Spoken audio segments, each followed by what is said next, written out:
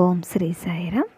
తల్లి, తండ్రి, గురువు, దైవము సమస్తము అయిన భగవాన్ శ్రీ శ్రీ శ్రీ సత్యసాయి బాబా వారి దివ్య చరణార విందములకు నమస్సుమాంజలు సమర్పిస్తూ అందరికీ సాయిరాం. శ్రీమతి జెన్నీ సోక్రెట్ గారు రచించిన దివ్య గురువు పుస్తక పఠనం తరువాయి భాగం అండి. ముందు భాగంలో తనకు కలిగిన అనారోగ్యాల గురించి తను అన్నీ వివరిస్తున్నది. ఎంతో దుర్భరమైన కష్టాలను అనుభవిస్తూ కూడా స్వామి తన చెంతనే ఉన్నాడు అని మనకు చెప్పడం జరుగుతుంది. 23వ అధ్యాయము మా పూజ గదిలో స్వామి సృష్టించి ఇచ్చినవి.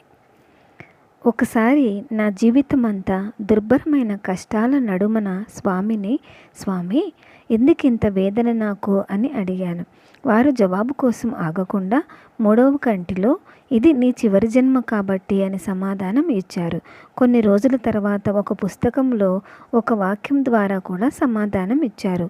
నీకు నేను మోక్షం ఇస్తాను కాబట్టి అన్నది ఆ వాక్యము. 3 వ్యక్తులు నాకు ఇదే తుది జన్మ అని చెప్పినప్పటికీ స్వామి తనకు తాను తన మాటల్లో ఈ విషయాన్ని రూఢీపరచటం కోసం నేను ఎదురు చూస్తున్నాను. ఇటీవల పై 3లో ఒకరు నీవు స్వామిలో లీనమవుతావు, ఇదే నీ చివరి జన్మ అని అన్నారు. ఈ విషయాన్ని అటుంచి మోక్షం పొందటానికి కోరిక నుంచి కూడా మనం విముక్తి కావాల్సి ఉంది. తమ కర్మని అనుభవించకుండా ఎవరూ కూడా భగవంతుని యొక్క ఉపకరణమై జనము జబ్బులను కుదర్చటం సాధ్యం కాదు అన్న విషయాన్ని నేను గుర్తించాల్సి ఉన్నది. ఎవరికైనా నేను కుదిర్చాలని చూడకపోయినా ఈ కుదర్చటం వల్ల కూడా నాకు అనారోగ్యం. భగవంతుడు జనాలను నా వద్దకు పంపించి ఈ చిన్న వ్యక్తి ద్వారా కుదురపరుస్తున్నాడు. స్వామి సంకల్పం వల్లనే 1997 నుంచి 2000 సంవత్సరం వరకు వారములో 7 రోజులు అనేక మంది మా ఇంట్లోని పూజ గది చూడడానికి వచ్చేవారు. ప్రతిరోజు మధ్యాహ్నం 2-3 గంటలు వాళ్ళని నేను స్వాగతిస్తుండేదాన్ని. ఫ్రాన్స్ నుంచి, ఇతర దేశాల నుంచి కూడా వస్తుండేవారు. కొందరు ఒంటరిగా, మరికొందరు తమతో 2-3 తీసుకుని, ఇంకొందరు తమ మొత్తం కుటుంబంతోనూ వచ్చేవారు. మా పూజ గదిలో నమ్మశక్యంగాని రీతిలో స్వామి అనేకం సృష్టించారు. సాయిబాబా వారి పేరైనా వినని వారు, వారిని చూడని వారు కూడా వచ్చేవారు. తమ అవసరాలను వారు స్వామిని అడుగుతుండేవారు. నిరాఘాటంగా స్వామి వారికి తమ అనుగ్రహాన్ని ఇస్తుండేవారు. నేను వాళ్లకు టీ కానీ పూర్ణం బూర ముక్క కానీ ఇస్తుండేదాన్ని. రోజుకొక్క బూర వండటానికి నాకు సమయం ఉండకపోవడంతో ప్రతిరోజు కొని తెచ్చేదాన్ని. అట్లా 1 సంవత్సరం ఇచ్చాక ఎంత ఖర్చు అయిందని లెక్క వేస్తే నా స్వల్ప ఆదాయానికి అది భారీ ఖర్చు అని తేలింది. బాబావారి కోసం నేను ఏది చేసినా ఉచితంగానే చేశాను. ఇప్పుడు అంటే నాకు 60 ఏండ్లు నిండాక 2007 ఏప్రిల్ నుంచి కొంత పెన్షన్ డబ్బు వస్తుండటంతో నా ఆర్థిక పరిస్థితి కొంత మెరుగైంది. అయితే కొంతమంది ఏదైనా తెస్తామని పట్టుబట్టేవారు. ఒకరోజు ఒక ఆవిడతో నేను సరే 1 బూర తెండి అని అన్నాను. అప్పటి నుంచి జనానికి ఎట్లా తెలిసిందో కానీ ప్రతి ఒక్కరూ నా దగ్గరకు పూర్ణం బూరతోనే వచ్చేవారు. ఒకరోజు స్వామి నా కలలోకి వచ్చారు. వారు నాతో మాట్లాడటానికి వచ్చారు. నాతో వారేమి మాట్లాడారో తెలుసా? నా టీ ఎక్కడుందమ్మా అని. మా ఇంట్లోని పూజ గదిలో స్వామిని చూడటానికి వచ్చిన వాళ్లకు జరిగిన అసాధారణ సంఘటనలను గురించి చెప్తాను. అందులో ఒక ఆమె ఫ్రెంచ్ కరిబియన్ దీపులలోని పాయింట్ ఏ పిట్రే నుంచి వచ్చింది.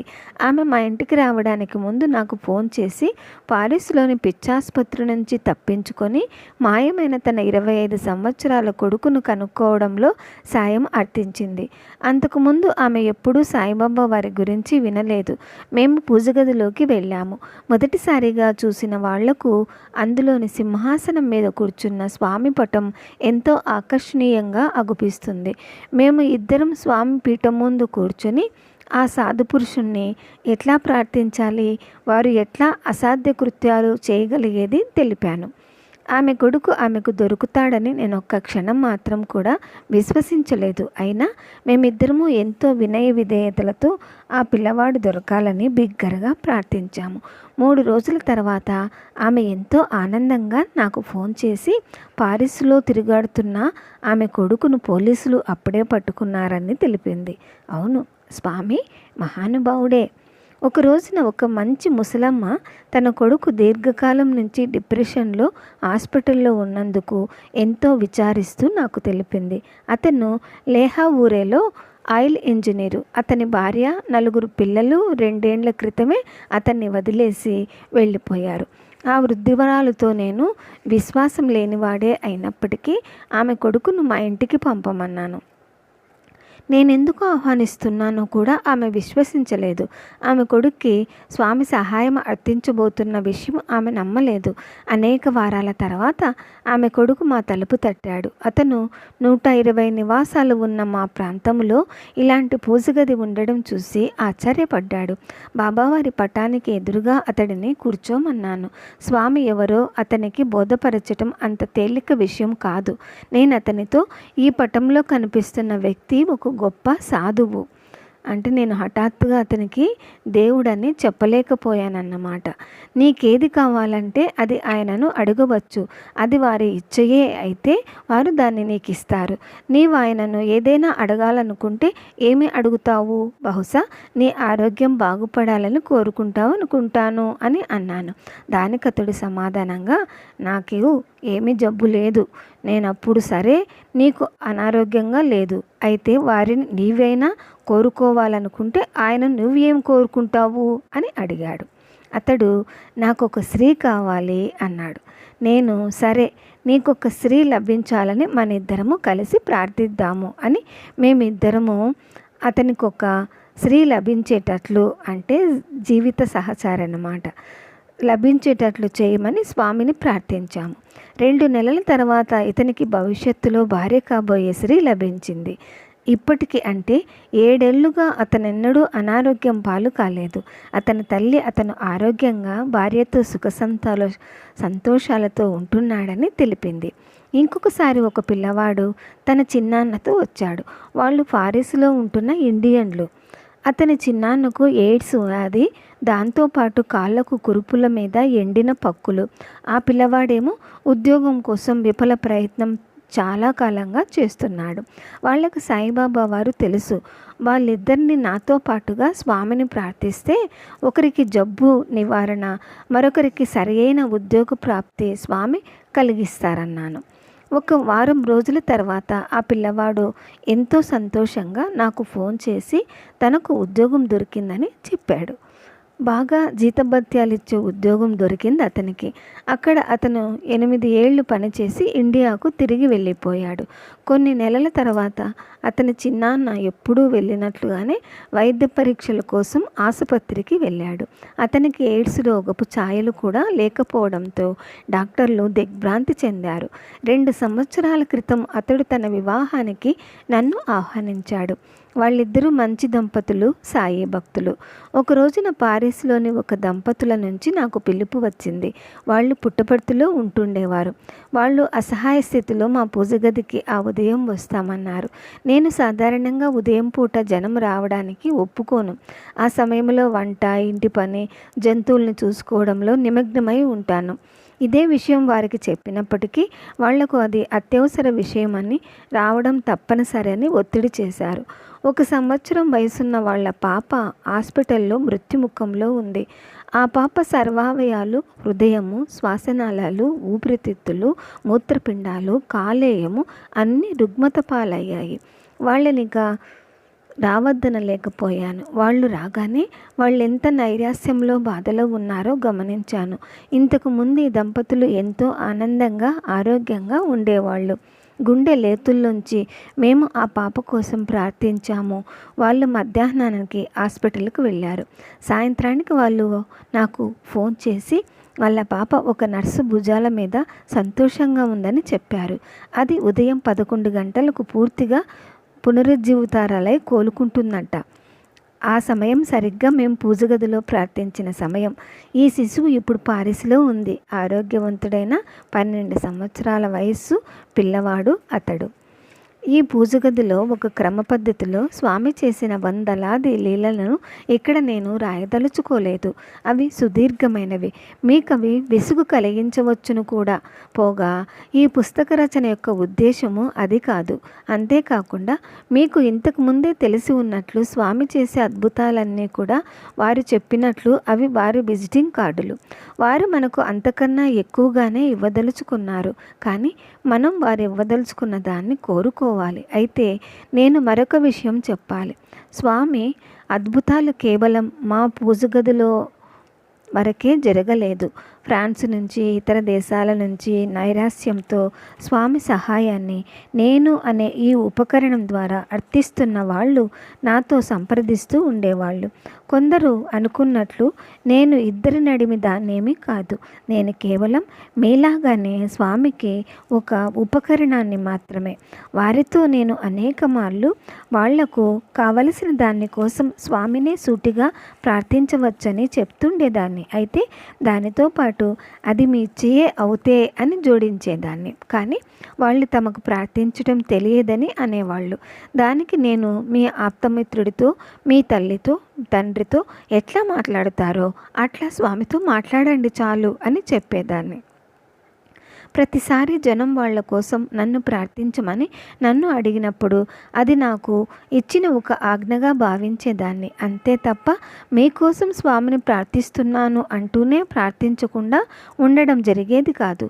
నేను ఒక క్రమ పద్ధతిలో పూజ గదిలోకి వెళ్ళి వినయంతో స్వామిని, స్వామి, నేను కర్తను కాకపోవటం వల్ల ఈ వ్యక్తికి నేను ఏమీ చేయలేకపోతున్నాను, కానీ మీరు అనుకుంటే మాత్రం దీన్ని మీరు చేయగలరని నాకు తెలుసు. దయచేసి ఈయనకు సాయం చేయండి అని ప్రార్థించేదాన్ని. వాళ్ళల్లో చాలామంది ఆ తర్వాతి రోజుల్లో నాకు వారు దేనికోసం ప్రార్థించారో అది లభించిందని చెప్పేవారు. అయితే ఒక్కొక్కప్పుడు నా ప్రార్థనలు బొత్తిగా ఫలించేవి కావు.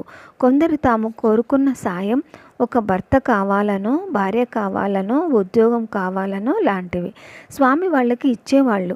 మరికొందరి విషయంలో వాళ్ళ కోసం నేనెంత ప్రార్థించినా స్వామి సాయం చేసేవారు కాదు. ఇది కర్మ ఫలితమని నాకు తెలుసు కాబట్టి స్వామి తాను సంకల్పించి వాళ్ళకు సాయం చేస్తే తప్ప ఈ జన్మలో ఆ కర్మ తీరదు. కాబట్టి నేను పట్టుదల పట్టేదాన్ని కాదు. ఇంకా నేను పెరూలో ఉన్నప్పుడే నా 15వ ఏట ఈ నివారణ అన్న కానుక నాకు ఉన్నట్లుగా బయటపడింది. మా అమ్మ ఆస్మాతో మృత్యుముఖంలో ఉండింది. ఆమెకు ఏది సాయం చేయలేకపోతుంది. ఆమె తన పక్కలో కూర్చుండే నిద్రపోవాల్సి వచ్చేది. ఒకరోజు మా నాన్న తన పిల్లలందరినీ తీసుకుని ఇంటికి దూరంగా ఉండే చర్చికి తీసుకుని వెళ్ళాడు.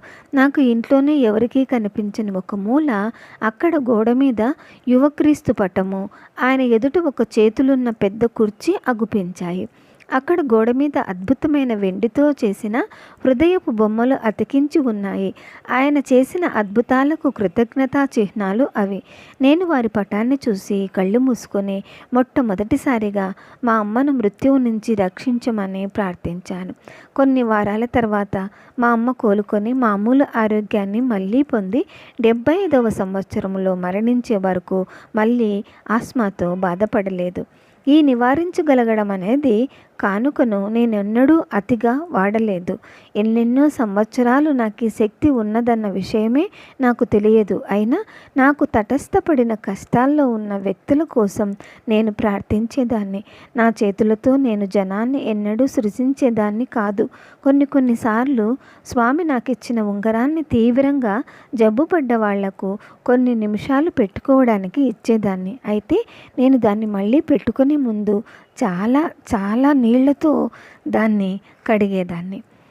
నిర్మల నిష్కలంక హృదయంలోని భక్తి మాత్రమే కాంతికిరణ వేగాన్ని మించిన వేగంతో ప్రార్థనను భగవంతునికి చేరేటట్లు చేస్తుంది అంటారు స్వామివారు. పోగా వినయం అన్నది ఆధ్యాత్మిక రంగంలో ప్రాథమికంగా ఉండాల్సిన అంశం. మనం అవతలి వాళ్ళకన్నా గొప్పవాళ్ళమనో అధికులమనో అనుకుంటే మనం ఖచ్చితంగా తప్పుదారిలో పోతున్నట్లే. వాళ్ళు ఎట్లా అగుపడినా వారి హోదా ఏదైనా మనం అందరినీ సమాన దృష్టితో చూడటం, సమదృష్టితో మాట్లాడటం తప్పనిసరి. మన చుట్టూతా ఉన్న ప్రపంచంలో మనం ఏది చూసినా ఏది విన్నా దానిలో భగవంతుడే నిండి ఉంటాడు. మనం నడుస్తున్నప్పుడు నేలచూపులు చూస్తూ భగవంతుని అస్తిత్వాన్ని నిర్లక్ష్యం చేయలేము. మనకు తటస్థపడిన వారి ద్వారా వారు కాస్త దూకుడుగా ప్రవర్తించే వాళ్ళు అయినప్పటికీ ప్రతి వారి ద్వారా ప్రతి దాని ద్వారా భగవంతుడు అన్ని రకాల సందేశాలను మనకు ఇస్తున్నాడు. కొంతమంది నా పూజగదిలో స్వామి చేస్తున్న అద్భుతాలను ఖండించటం మొదలుపెట్టి స్వామి ఇచ్చకు నేను వ్యతిరేకంగా ప్రవర్తిస్తున్నానని నిందించటం వల్ల 2000 సంవత్సరం జూన్లో వారిచ్చిన ఇంటర్వ్యూలో వారి ఉపకరణంగా నేను ఇక ఆపన్నులకు సాయం చేయడం, ఉపన్యాసాలు ఇవ్వడం కొనసాగించాలా లేక అన్నింటినీ ఆపేయాలా అని అడిగాను. వారు అవును అవును అవును అవును అని అన్నారు. అంటే కొనసాగించాలని అర్థం.